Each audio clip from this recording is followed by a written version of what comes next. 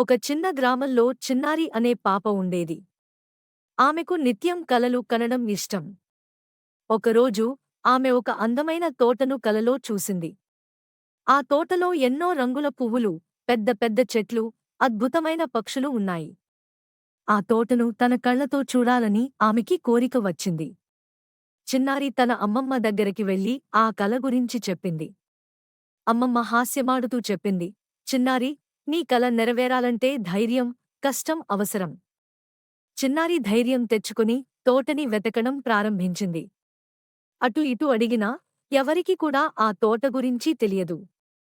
కాని చిన్నారి తన కృషిని ఆపలేదు. పర్వతాల కింద, బాగులపై, అడవుల్లో వెతికింది.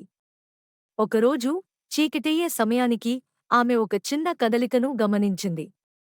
ఆమె దగ్గరికి వెళ్లి చూసింది. అది ఆమె కలలో చూసిన తోటే. ఆమె ఎంతో ఆనందంతో తోటలోకి వెళ్ళింది. ఆ తోటలో ఆడుతూ, పువ్వులతో మాట్లాడుతూ చిన్నారి ఎంతో ఆనందంగా గడిపింది. తన కల నిజమైంది అని ఆమె కంటతడి పెట్టింది. ఆ రోజు నుండి చిన్నారి ఎప్పుడూ ధైర్యంగా కలలు కనడంలో మునిగిపోయింది. చిన్నారి కథ స్ఫూర్తి ఇచ్చింది.